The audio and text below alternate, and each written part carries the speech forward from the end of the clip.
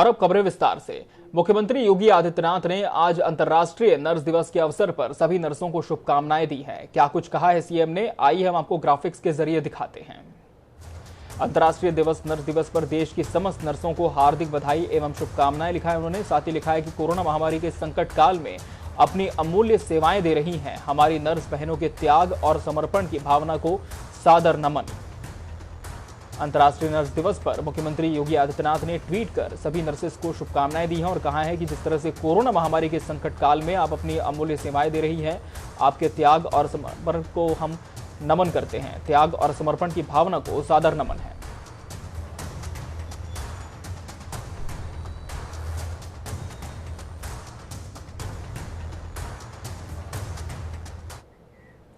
प्रदेश में corona curfew को लगातार लागू करने का मुख्यमंत्री योगी आदित्यनाथ का प्रयास रंग ला रहा है। प्रदेश में बीते 10 दिनों में करीब 1 लाख एक्टिव केस कम हो गए हैं।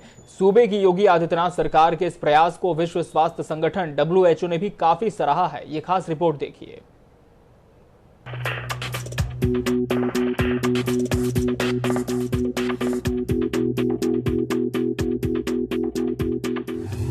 WHO ने की योगी सरकार की तारीफ।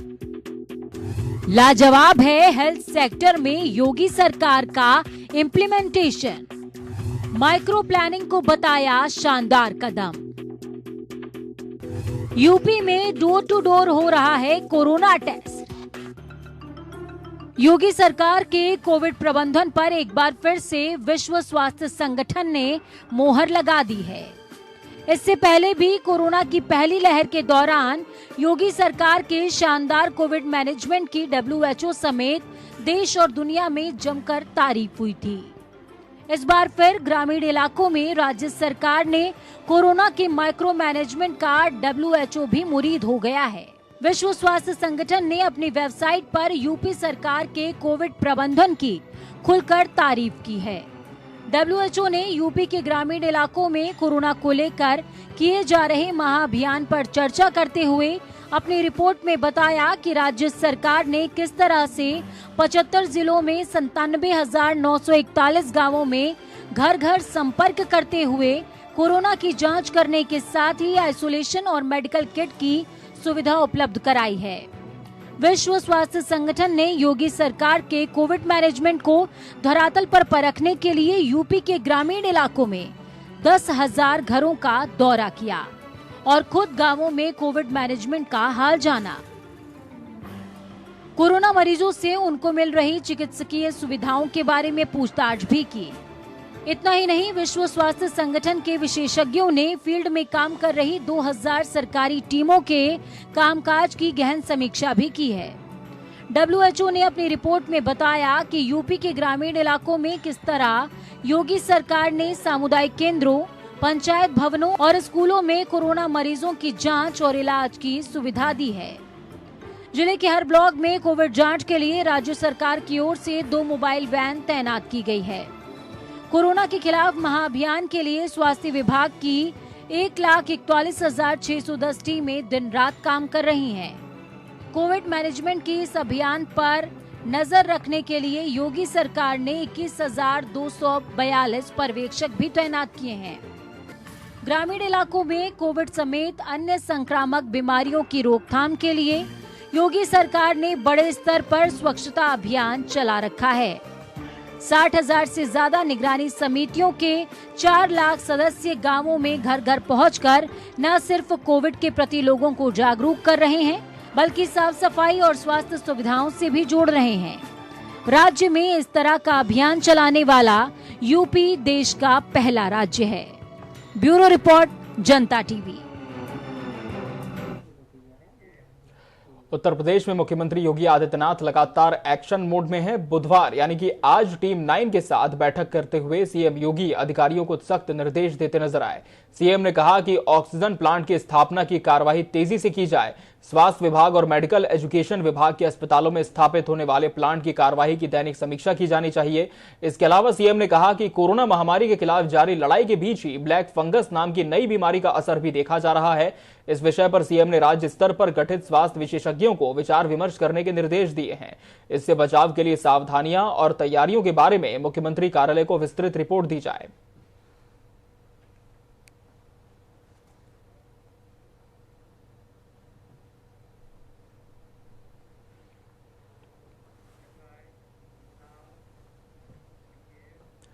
उत्तर प्रदेश में कोरोना वायरस से एक और नए वायरस ब्लैक फंगस ने दस्तक दे दी है। इस बीमारी के से प्रदेश में कई मामले सामने आए हैं। यूपी के कानपुर में ब्लैक फंगस के 50 मामले, लखनऊ में 8, मेरठ में 2 और वाराणसी और गाजियाबाद में एक मरीज मिला है। वहीं केजीएमयू के प्रवक्ता डॉक्टर सुधीर कुमार ने बताया कि ब्लैक फंगस को म्यूकरमाइकोसिस भी कहा जाता है। बॉडी की इम्यूनिटी लो होने पर ब्लैक फंगस तेजी से शरीर को जकड़ता है।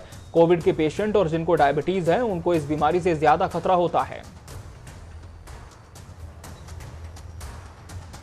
कोविड के पेशेंट और जिन्हें डायबिटीज है उन्हें सबसे ज्यादा खतरा होता है। किसी स्वास्थ्य समस्या के कारण अगर आप दवाएं ले रहे हैं, शरीर की रोग प्रतिरोधक क्षमता कम हो गई है तो ऐसे में ये ज्यादा घातक साबित हो सकता है। कोरोना के गंभीर मामलों में स्टेरॉइड का इस्तेमाल जो कर रहे हैं उन्हें भी इसका असर हो सकता है। अनियंत्रित डायबिटीज स्टेरॉइड के कारण इम्यूनो सेपरेशन होता है। ज्यादा समय आईसीयू में रहने पर भी इसका जो कहर है वो आप पर पड़ सकता है। लक्षणों की अनदेखी आप बिल्कुल भी ना करें। आंखें लाल होना भी इसका सबसे बड़ा लक्षण है। फंगल इन्फेक्शन का पता लगाने के लिए जांच कराने से बिल्कुल भी आप ना हिचकिचाएं। समय पर इसका इलाज जरूरी है और इलाज अगर समय पर मिल जाता है तो इससे बचा जा सकता है, इसलिए वक्त ना गंवाएं। पता चलने के बाद आपको विशेष बातों का ध्यान भी रखना होगा।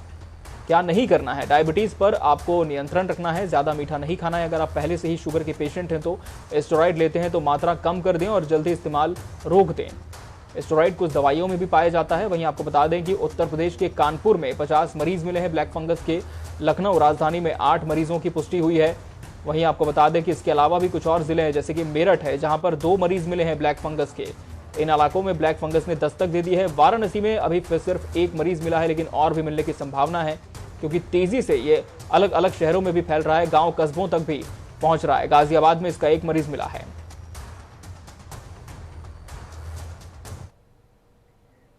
उत्तर प्रदेश की अलीगढ़ मुस्लिम यूनिवर्सिटी में कोविड-19 के नए वेरिएंट का कहर सबसे ज्यादा देखने को मिल रहा है। पिछले कुछ हफ्तों के अंदर कोरोना से यूनिवर्सिटी के 44 कर्मचारियों की मौत हो चुकी है।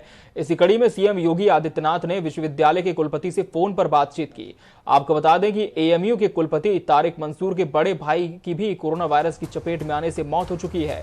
साथ ही सीएम योगी ने विश्वविद्यालय के मेडिकल कॉलेज में भर्ती मरीजों और वहां कार्यरत चिकित्सकों का हालचाल जाना।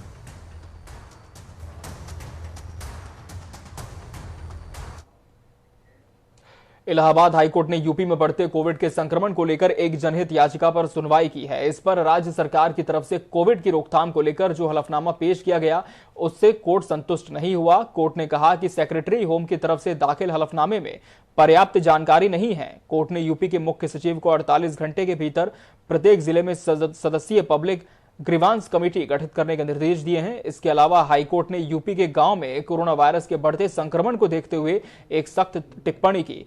कोर्ट ने कहा कि सरकार और चुनाव आयोग विधानसभा और पंचायत चुनाव के विनाशकारी परिणामों को समझने में नाकाम रहे। निर्वाचन आयोग देश में इलेक्शन कराने के परिणामों को नहीं समझ पाया और उसने चुनाव कराने की अनुमति दे दी। गांव में तेजी से कोरोना वायरस फैल गया।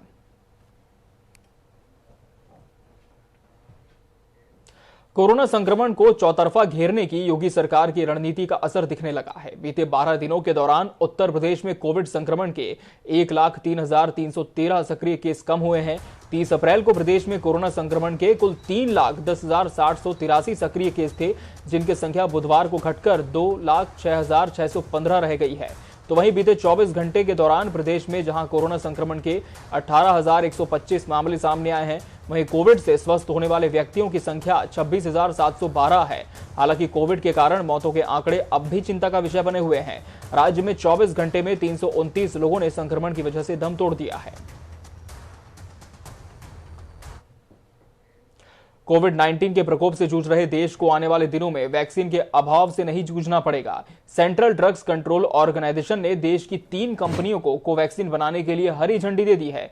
इनमें बुलंदशहर की नामचीन कंपनी बीपकोल शामिल है। कोविड-19 से जंग में अब बुलंदशहर अहम भूमिका निभाने जा रहा है। बीपकोल हर महीने सरकार को 1.5 करोड़ डोज उपलब्ध कराएगी और कंपनी आगे इस क्षमता को बढ़ाकर 2 करोड़ डोज करने का लक्ष्य निर्धारित कर रही है।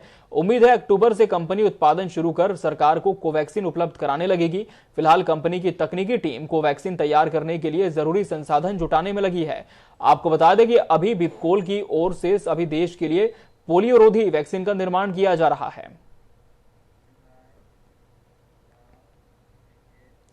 डॉक्टर कपूर ने कहा कि आजम के हालात में सुधार तो है, लेकिन अगले 72 घंटे उनके लिए क्रिटिकल हैं।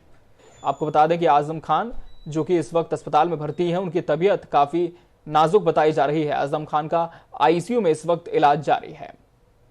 बुधवार को मेडिकल बुलेटिन जारी हुआ है जिसमें इसकी जानकारी दी गई है कि हालत इस वक्त नाजुक है। 72 घंटे आजम खान के लिए काफी मुश्किल है। आजम खान का आईसीयू में इलाज जारी है।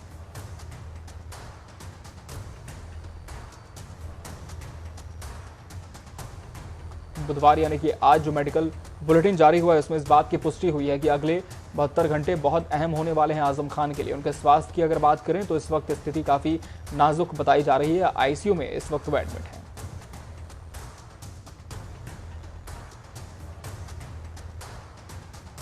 आजम खान साहब को सीतापुर जेल से 2 दिन पहले हमारे वहाँ ट्रांसफ़र किया गया है। तो वो और उनके पुत्र दोनों हमारे वहाँ आए थे। शुरू में हमने उनको कोविड वार्ड में रखा था, परंतु आजम खान साहब का थोड़ा ऑक्सीजन की डिमांड बढ़ गई थी। करीब 8 से 10 लीटर पे वो आ गए थे, तो इसलिए हमने उनको आईसीयू में रख के और गहन ऑब्जर्वेशन में रखा है। इस समय वैसे वो स्टेबल हैं, लेकिन कोरोना जैसा कि आप जानते हैं एवरी आवर चीज़ें बदलती रहती हैं। तो अभी गहन हमारी सीसीएम की टीम की निगरानी में है और होपफुली अभी स्टेबल हैं और ठीक होना चाहिए। उन्नाव में स्वास्थ्य व्यवस्था पूरी तरह से चरमरा चुकी है क्योंकि जिले के लगभग सभी डॉक्टरों ने सामूहिक इस्तीफा दे दिया है। जिले के सभी 16 सीएचसी और पीएचसी प्रभारियों ने अपर मुख्य चिकित्साधिकारी को अपना इस्तीफा सौंप दिया है। डॉक्टरों का कहना है कि 18 घंटे रोज काम के बाद डीएम और सीएमओ की गाली गलौज बर्दाश्त नहीं करेंगे। डॉक्टरों का कहना है कि कोरोना काल में हमारे अथक प्रयासों से आंकड़ा 439 से 68 तक नीचे गिरा है। दूसरी तरफ दवाइयों और संसाधनों की कमी के चलते तीमारदारों से रोज बवाल होता है। कड़ी मेहनत के बाद इनाम के नाम पर डीएम रविंद्र कुमार और सीएमओ की गाली ही मिलती है। इस्तीफा देने का वजह यही है कि हमें काम करने के बाद भी बार बार हमें ये सिद्ध कराया जा रहा है कि शायद हम लोग काम नहीं कर रहे और हमारे काम ना करने की वजह से कोविड संक्रमण जो है वो नियंत्रण के बाहर हो रहा है। उनका आरोप है सीधे तौर पे कि उनको प्रताड़ित किया जा रहा है, जबकि उनका मुख्य रोल है कोरोना में। किस तरीके से स्वास्थ्य व्यवस्था चलेगी अगर ये डॉक्टर सब जो है इस्तीफा दे देंगे तो? ईद को लेकर सरकार की ओर से जरूरी दिशा निर्देश जारी किए गए हैं, तो वहीं मुस्लिम धर्मगुरु और मुरादाबाद जनपद के शहर इमाम सैयद मासूम अली आजाद मुस्लिम समाज के लोगों से अपील करते हुए कहते हैं कि ईद खुशियों का त्योहार है, लेकिन इस बार ईद कोरोना काल पर भारी पड़ रही है। इसलिए इस बार हमको सरकार के द्वारा जारी किए गए निर्देशों के मुताबिक ईद मनानी है, सामाजिक दूरी के नियम का पालन करना है और खुदा से इस कोरोना महामारी के खात्मे की दुआ करनी है।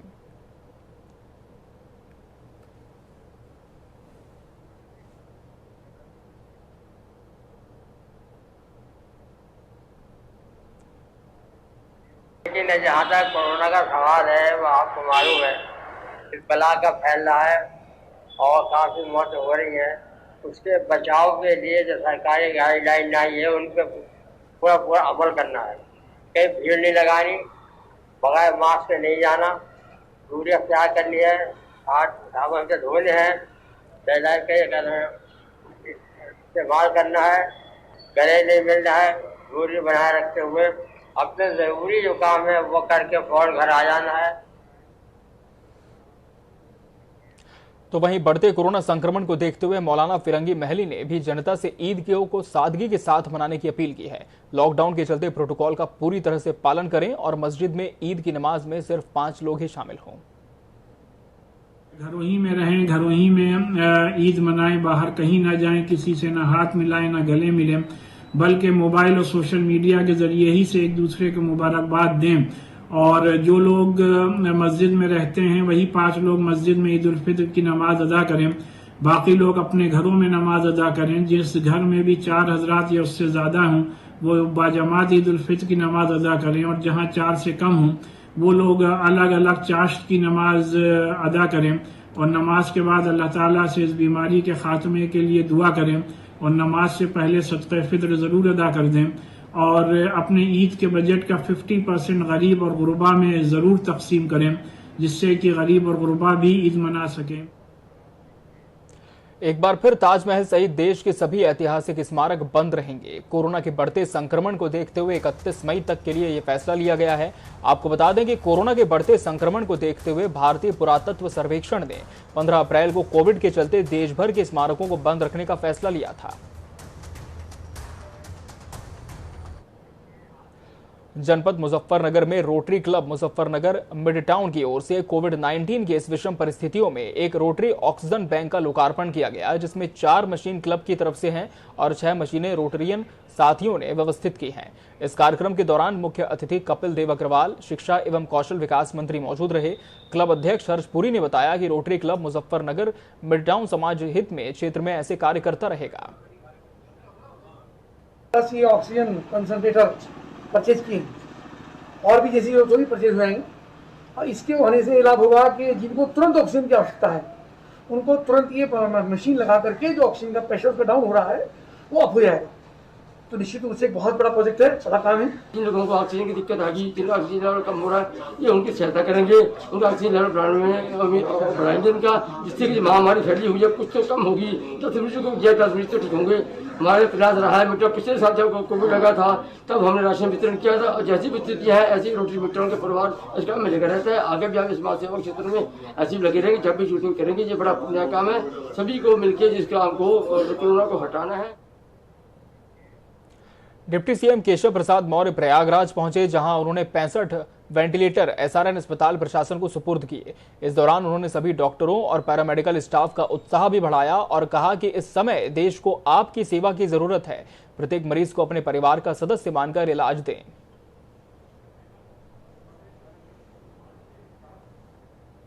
कि जनता की सेवा के लिए 80 की संख्या में वेंटिलेटर सुपुर्द किए जा रहे हैं, सौंपे जा रहे हैं, और तमाम ऐसी ज़रूरतें हैं जो प्रस्तावित हैं। मैं प्रयागराज वासियों को प्रदेश सरकार की ओर से आश्वस्त करना चाहता हूं कि चिकित्सा के क्षेत्र में जब से देश में माननीय नरेंद्र मोदी जी के नेतृत्व में और प्रदेश में आदरणीय योगी आदित्यनाथ जी के नेतृत्व में हमारी सरकार आई है, बहुत कुछ किया गया है और भी बहुत कुछ किया जाना है और बहुत कुछ करेंगे। प्रयागराज सहित प्रदेश के हर जनपद में, नगरीय क्षेत्रों के साथ साथ ग्रामीण क्षेत्रों में, चाहे वह वेंटिलेटर की समस्या हो, चाहे ऑक्सीजन की समस्या हो और चाहे अन्य मैन पावर की समस्या हो, उसके समाधान के लिए सरकार ने कदम उठाए हैं। खबर बरेली से है, जहां एम्बुलेंस के लिए 5 गुना किराया वसूला जा रहा है। बताया जा रहा है कि पुलिस एम्बुलेंस कर्मियों ने परिजनों से 5 गुना किराया लिया है, जबकि प्रशासन ने एम्बुलेंस का किराया निर्धारित किया हुआ है। पीड़ित ने पूरे मामले की शिकायत पुलिस में दर्ज करवा दी है। पुलिस ने मामले को संज्ञान में लिया और 3 आरोपियों को गिरफ्तार कर लिया है। साथ ही लोगों से अपील भी की है कि अगर कहीं भी कालाबाजारी हो रही है तो तत्काल पुलिस को सूचना दें। द्वारा थाना कोतवाली पर इस बाबत सूचना दी है कि जब वो अपने पिताजी को एक हॉस्पिटल से दूसरे हॉस्पिटल में शिफ्ट कर रहे थे तो एम्बुलेंस वालों ने जो जिलाधिकारी महोदय के द्वारा निर्धारित मूल्य है उससे अधिक जो 3,500 की बजाय 15,000 रुपये उनसे वसूल किया है। इस संबंध में उनकी सूचना पर थाना कोतवाली में 420 IPC व महामारी अधिनियम में 3 लोगों के विरुद्ध मुकदमा पंजीकृत किया गया है और उनको गिरफ्तार करके जेल भेजा जा रहा है। उत्तर प्रदेश में विशेषज्ञों के आकलन को गंभीरता से लेते हुए बच्चों के स्वास्थ्य की सुरक्षा को लेकर चिंतन और प्रबंधन शुरू हो चुका है। इसके तहत मुख्यमंत्री योगी आदित्यनाथ ने सभी अधिकारियों को मंडल मुख्यालयों में 100 बेड का पीडियाट्रिक ICU तैयार करने के निर्देश दिए हैं। देखिए इस खास रिपोर्ट में।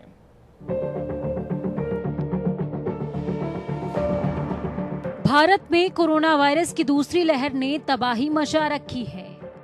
हर तरफ मजबूरी और बेबसी का मंजर है। कहीं ऑक्सीजन की कमी है तो कहीं मरीजों को अस्पताल में ले जाने के लिए स्ट्रेचर तक नहीं है। हालात तो ये हैं कि लोग जमीन पर लेटकर ही अपना इलाज करवा रहे हैं। कोरोना की दूसरी लहर ने देश को झकझोर कर रख दिया, लेकिन अब बारी है तीसरी लहर से बचने की, जिसकी चपेट में बच्चों के आने की आशंका सबसे ज्यादा है। बच्चों के संक्रमण की जद में आने के खतरे ने लोगों को डरा दिया है। यूपी के मथुरा में बीते दिनों राजकीय शिशु गृह में 22 बच्चे और 6 कर्मचारी कोरोना पॉजिटिव पाए गए। इससे अधिकारियों में अफरा तफरी मच गई। जिन बच्चों की रिपोर्ट पॉजिटिव आई थी वो सभी 6 से 10 साल के बीच के बताए जा रहे हैं। ऐसे में यूपी की योगी आदित्यनाथ सरकार एक्शन मोड में आ गई है। सीएम योगी ने विशेषज्ञों के आकलन को गंभीरता से लेते हुए बच्चों के स्वास्थ्य की सुरक्षा को लेकर चिंतन और प्रबंधन पर मंथन शुरू कर दिया है। यूपी के मुखिया योगी आदित्यनाथ ने सभी मंडल मुख्यालयों में 100 बेड का पीडियाट्रिक आईसीयू तैयार करने के निर्देश दिए हैं। सीएम ने कहा कि सभी जिलों में बच्चों के स्वास्थ्य सुरक्षा के विशेष इंतजामात किए जाएं। सभी जिला अस्पतालों में कम से कम 10 से 15 बेड और मेडिकल कॉलेज में 25 से 30 बेड की क्षमता वाले पीडियाट्रिक आईसीयू तैयार हों। साथ ही आवश्यक चिकित्सकीय उपकरण, दवा, ऑक्सीजन आदि की उपलब्धता भी सुनिश्चित की जाए। इस संबंध में चिकित्सकों और अन्य स्टाफ का प्रशिक्षण कराया जाए। लेकिन इन तैयारियों से पहले कोरोना संक्रमण से मथुरा राजकीय शिशुगृह में 22 बच्चे संक्रमित हो चुके हैं। अब इसे तीसरी लहर की दस्तक समझें या चेतावनी। अगर तैयारियां अभी से शुरू नहीं हुई तो हालात और भी ज्यादा भयावह हो सकते हैं।